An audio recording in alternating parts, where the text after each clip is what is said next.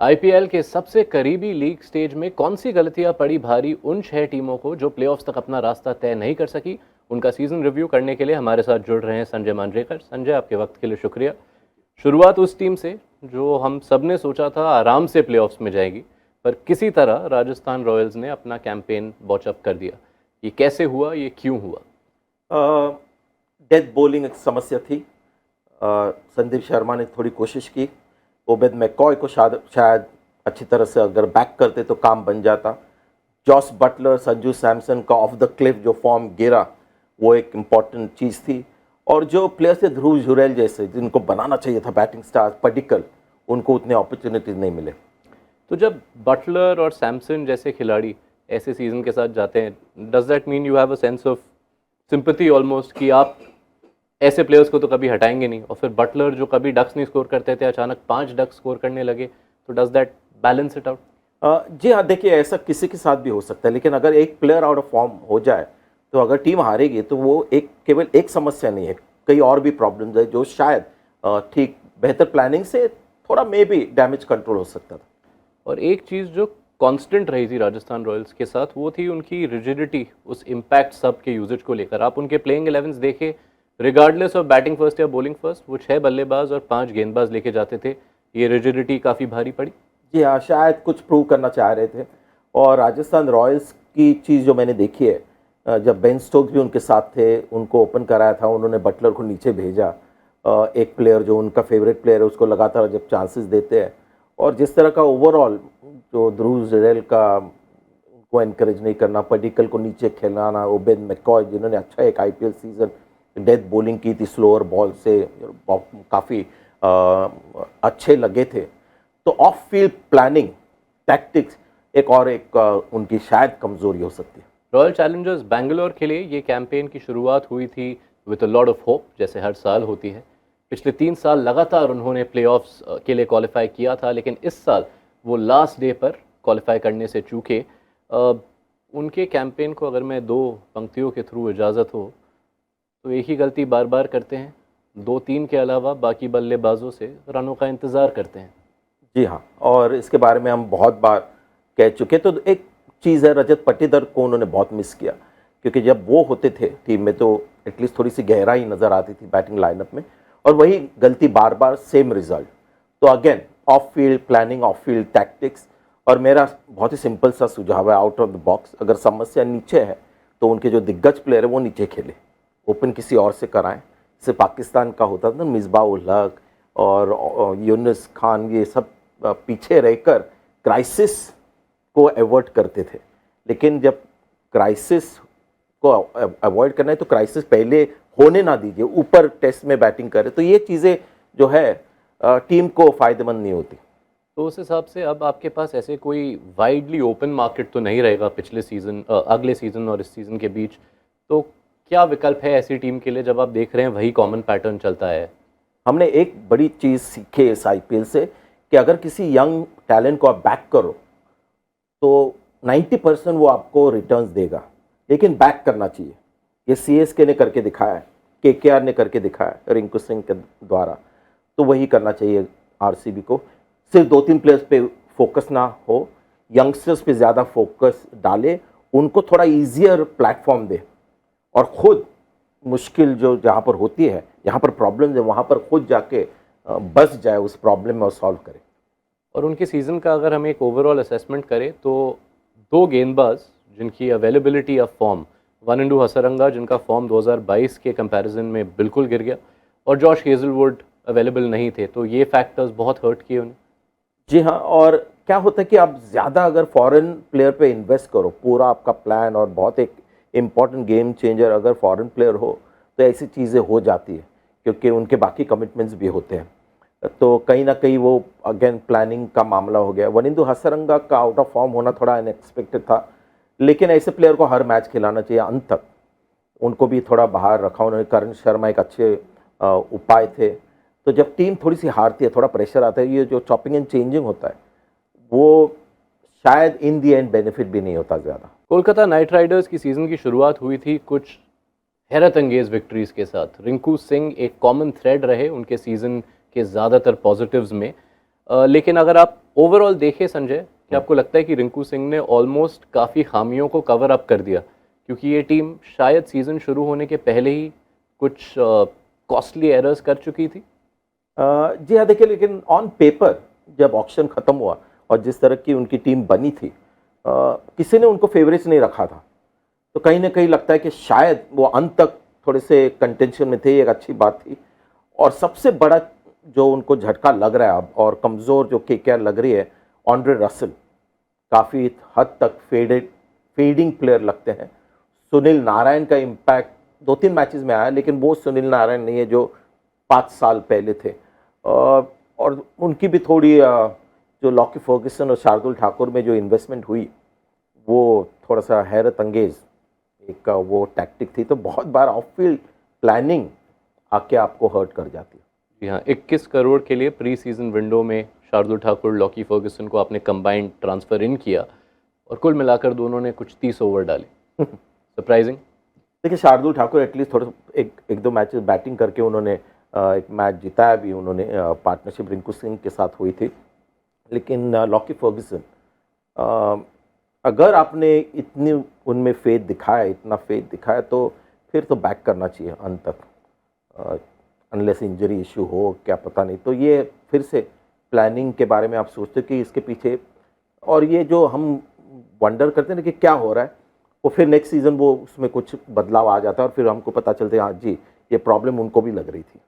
तो अगर next season के हिसाब से देखें, जो दो बड़े नामों का आपने जिक्र किया, सुनील नारायण, आंद्रे रसल, क्या अब वो स्टेज आ चुका है जहां एक टफ डिसीजन लेने का वक्त है केकेआर के लिए? जी हाँ, वक्त आ गया और एक दो और टीमों को ऐसा करना पड़ेगा, क्योंकि ये क्रिकेट की रियलिटी है, लाइफ की रियलिटी है। Change is the only constant. अगर आंद्रे रसल उसी तरह से आपको रिटर्न्स नहीं दे रहा है और 2-3 साल से आप चल रहा है, और कोई भी प्लेयर अगर एजिंग प्लेयर है, तो फिर वो जो सेकंड विंड जो आता है ना, एक साल आता है या सीज़न आता है जहाँ पर वो सबको सरप्राइज़ कर जाते हैं, उसके चांसेस भी कम हो जाते हैं। और वरुण चक्रवर्ती अपने प्राइम में है, सुयश शर्मा में दम है, तो सोच सकते हैं शायद कुछ नया एक ऑल्टरनेटिव देखें। पंजाब किंग्स ने सीज़न वो किया शुरुआत में जो उन्होंने पिछले 3 साल से आईपीएल में नहीं किया था। उन्होंने 2 मैच बैक टू बैक जीते और सीज़न के शुरुआत में अपने फैंस में उम्मीद बढ़ाई और काफ़ी एक्सपर्ट्स के लिए भी ये एक उम्मीद जगाई कि ये टीम शायद प्लेऑफ्स की दावेदारी में रहेगी। लेकिन जब तक अंत आया तो वो सिमिलर पैटर्न संजय जो पंजाब को पिछले 4-5 साल से हॉन्ट करता है। यह शायद कल्चर का मामला है। हम अभी इतने साल आईपीएल देख रहे हैं और हम देख रहे हैं कि कई टीमें ज़्यादा कामयाब होती हैं और कई नहीं। और ऐसे नहीं होता कि वो टीमें हर बार हम पेपर पे देखते हैं और बोलते हैं कि ये टीम जीत जाएगी, लेकिन वो टीम बेहतर परफॉर्म करते हैं, even though on paper it looks weaker. तो शायद वो कल्चर की जो बात कर रहे हैं, जो हमको दिखाई नहीं देता बाहर फील्ड के ऊपर, तो वो शायद बदले। चॉपिंग एंड चेंजिंग बहुत होता है इन टीमों के साथ, क्योंकि हारती है काफ़ी, उनको प्रेशर भी होता है क्वालिफाई होने का। तो सैम करन, जिनके लिए बहुत बड़ी प्राइस उन्होंने लगाई, उनको पूरी तरह ऑलराउंडर करके यूज़ करना चाहिए था। एज अ बॉलर वो गेम चेंजर इतने नहीं है, एज अ बैटर भी। तो दोनों अगर पूरा आप उनसे निकालते जूस, तो शायद वो प्राइस टैग ठीक होता, लेकिन उस तरह का यूज़ नहीं हुआ सैम करन का।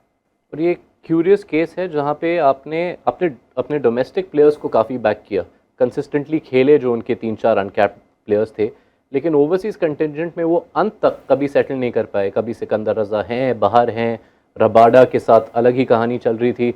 ये कितना अजीब लगा देखने में। सिकंदर रज़ा मैं समझ सकता हूँ कि फॉरेन प्लेयर है, लेकिन उस तरह के फॉरेन प्लेयर नहीं है जो वर्ल्ड क्रिकेट में हलचल कर रहे हैं। जिम्बाब्वे के लिए खेलते और अच्छा परफॉर्मेंस उन्होंने दिया है, तो उनको अगर बैक करे और थोड़ा पेशेंस रखे। लेकिन 4 प्लेयर्स होते हैं केवल, और जब आप मैचेस हारते हो तो प्रेशर बन जाता है। जो बाहर है आप सोचते हो शायद वो आ जाए तो बेहतर हो जाए। तो सिकंदर रज़ा मुझे लगता है कि होना चाहिए उनके स्क्वाड में, लेकिन ये ऐसे नहीं है कि आके पूरा आपको एकदम सीज़न में बदलाव लाएंगे। लियम लिविंगस्टन ने उनको थोड़ा सा डिसअपॉइंट किया। सिर्फ 2 इनिंग्स इस सीज़न में वो चले, और वो दूसरी इनिंग जो 80 रन की बनाई उन्होंने, वो एक कैच भी 3 रन पे ड्रॉप हुआ। तो जो इनकंसिस्टेंट जो बैटर्स होते हैं, ऐसे बड़े उम्मीद जब आप इन पे लगाते हो तो ज़्यादातर थोड़े से आप निराश हो जाते हो।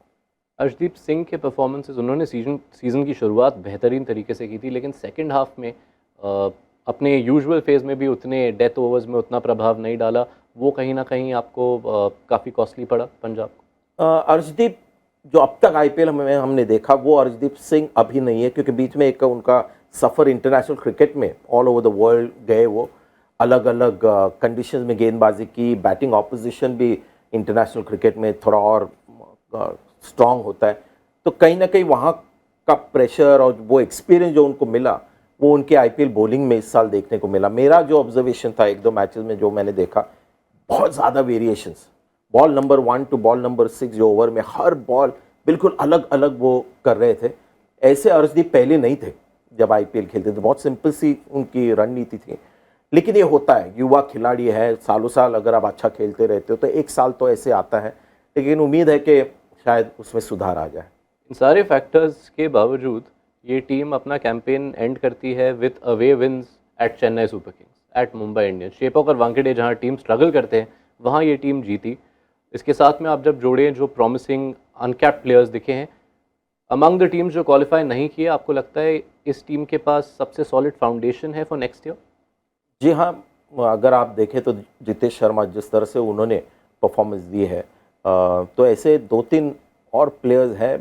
अर्शदीप तो इंडिया खेले हुए तो है, टैलेंट है, लेकिन ये जो कल्चर जो बदलना है, क्योंकि ये बहुत कंसिस्टेंटली ये पंजाब किंग्स की कहानी रही है एवरी सीज़न, तो माहौल बदलना है बहुत मुश्किल है। प्लेयर्स बदलना बहुत आसान है, लेकिन जो कल्चर हमने देखा है सीएसके में है, मुंबई इंडियंस में है, वो अगर कुछ उससे सीख पाकर ऑफ फील्ड कुछ बदलाव लाए, शायद गेम चेंजिंग एक लीडरशिप अगर उनको मिले। शिखर धवन एक कन्वीनियंट उपाय थे, लेकिन वहाँ पर भी उनको देखना पड़ेगा। अगर टीम ठीक ठाक है तो फिर लीडरशिप एक बहुत ही ब्रिलियंट होनी चाहिए।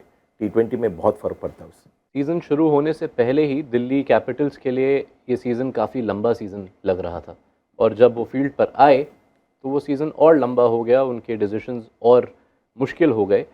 आप कैसे असेस करते हैं उनका ओवरऑल कैंपेन? क्योंकि ऑनेस्टली इवन दो ये लीग की रेस बहुत टाइट थी और वो मैथमेटिकली अलाइव थे, this was realistically one of the team जो सबसे पहले रियलिस्टिक कंटेंशन से बाहर हो गई थी। क्या ऋषभ पंत का एक झटका मिल गया उनको लीडरशिप का, एक लोकल इंडियन ब्रेन लीडरशिप में नहीं था। और एक शायद अभी मैं इतना सर्टेनली कह नहीं सकता, लेकिन एक ट्रेंड में देख रहा हूँ कि जो टीम फॉरेन प्लेयर्स पे बहुत डिपेंड करती है स्पेशली बैटिंग में, वो टीमें थोड़ा उनको प्रॉब्लम हो रही है, क्योंकि फॉरेन प्लेयर्स जैसे पहले 10 साल आईपीएल में जो फॉरेन प्लेयर्स थे वो दिग्गज महान बैटर्स थे, और वो लगातार डेविड वार्नर फॉर एग्जाम्पल, इस बार देखिए मिचेल मार्श के पीछे उन्होंने काफ़ी आशाएं लगाई थी, इंजरी के वजह गए वो वापस, लेकिन जब फिट भी थे तो उतना उनसे रिटर्न नहीं मिल रहा था। डेविड वार्नर थोड़ा सा आंद्रे रसेल के वहाँ जा रहे, सुनील नारायण थोड़ा फेडिंग अवे लग रहा है। तो ये एक सीख है कि आप लोकल टैलेंट देखो, लोकल बैटिंग स्टार्स देखो, तो शायद ज़्यादा डिपेंडेंसी थी फॉरेन प्लेयर्स और फॉरेन बैटर्स के ऊपर। तो अगर आगे की ओर देखें, David Warner, Mitch Marsh, Rilee Rossouw, Rovman Powell, इन चारों पर आपने ऑलमोस्ट 20 करोड़ खर्च किए हैं। फ़िलहाल जो रिटर्न्स आपको मिले हैं इनमें से कौन आपके हिसाब से श्योर शॉट्स हैं अगले सीज़न दिल्ली के कैंप के लिए, और किसको आप हटाने की सोच सकते हैं? देखिए मिचेल मार्श को अभी भी मैं शायद रखूंगा, लेकिन फिटनेस हमेशा एक समस्या रहेगी। और जो एस्टैब्लिश इंटरनेशनल प्लेयर है ना, बिजी इंटरनेशनल प्लेयर, और ख़ासतौर से इंग्लैंड और ऑस्ट्रेलिया से जो आते हैं, वो कभी कभी आपको पूरा सीज़न नहीं देंगे, अनअवेलेबल होंगे। अगर आप ट्रेंड देखो तो न्यूजीलैंड के प्लेयर्स हमेशा अवेलेबल होते हैं, साउथ अफ्रीका के, वेस्ट इंडीज़ के, तो ये एक देखना पड़ेगा। लेकिन अगर देखें तो मिचेल मार्श को छोड़कर डेविड वार्नर इस स्टेज उनके करियर में या एंड में थोड़े रन बनाए उन्होंने, बट उनकी लीडरशिप और उनकी बैटिंग मैं नहीं समझता हूँ कि इतनी अभी वैल्यूबल है, या दिल्ली का पूरा रुख अगले सीज़न बदल देगी या वो लीड करेंगे वो चेंज, तो वहाँ पर भी उनको देखना पड़ेगा। एक इंडियन बल्लेबाज भी है जिस पर काफ़ी ट्रस्ट किया गया है, लेकिन अब वो रिटर्न ऑन इन्वेस्टमेंट थोड़ा ड्विंडल हो रहा है। पृथ्वी शॉ का क्या फ्यूचर दिखता है आपको दिल्ली कैपिटल्स के साथ? देखिए यंग प्लेयर हैं, और फर्स्ट क्लास क्रिकेट में लगातार रन बनाते हैं। ऐसा नहीं कि आउट ऑफ फॉर्म हो गए या ख़त्म हो गए पृथ्वी शॉ। उनका गेम ही कुछ अलग है। कॉम्पैक्ट प्लेयर नहीं है। काफ़ी उनके डिफेंस में होल्स हैं। तो वो अगर सही वक्त पर सही गेंद वहाँ पर गिरी तो फिर Prithvi Shaw can be vulnerable.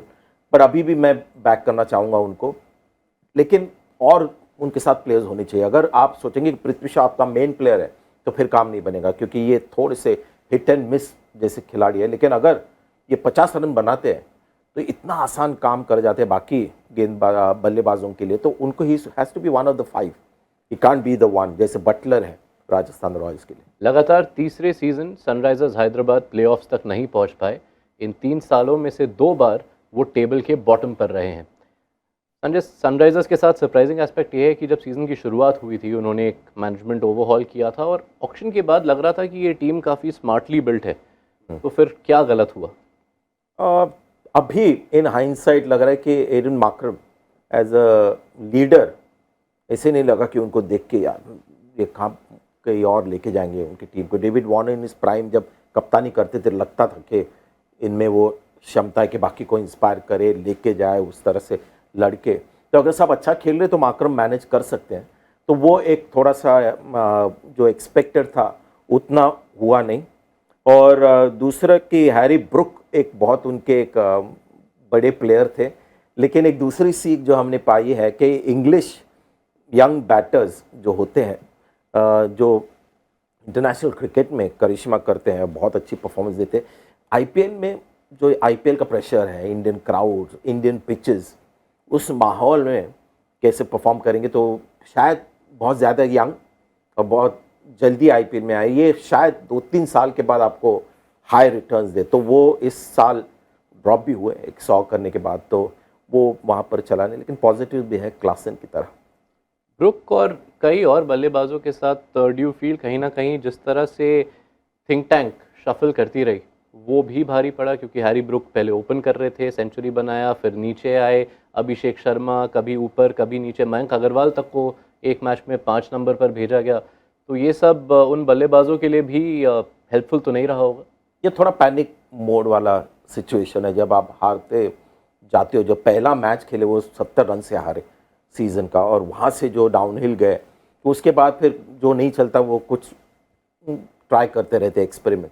Harry Brook young player है, एक्साइटिंग प्लेयर है, उनके लिए 4, 5, 6 बहुत मुश्किल नंबर है। उनको टाइम दीजिए। अगर आपको लगता है कि ये आपके मेन प्लेयर तो उनको टाइम दीजिए। आदिल रशीद पहला 1-2 मैचेस खेले थे और मुझे लगा काफ़ी अच्छी उन्होंने गेंदबाजी की, तो वो शायद एक हो सकते थे उपाय। उमरन मलिक जैसे प्लेयर को आपको लेना चाहिए, क्योंकि उनके बॉलिंग में एक्स फैक्टर ही नहीं है। अगर आप देखें तो ऐसा नहीं है कोई, जैसे हर टीम में 1-2 बॉलर ऐसे होते कि जो आपको गेम में वापस ला सकते। वैसे भुवनेश्वर कुमार, नटराजन, उतने वैसे बॉलर, उसमें अगर उमरन मलिक हो और आदिल रशीद हो तो मज़ा आ जाएगा। चलिए, शुक्रिया आपके टाइम के लिए संजय। ये था हमारा सीज़न रिव्यू उन 6 टीम्स का जो प्लेऑफ्स तक नहीं पहुंच सके। आईपीएल की सारी खबरों के लिए जुड़े रहिए T20 टाइम आउट हिंदी के साथ।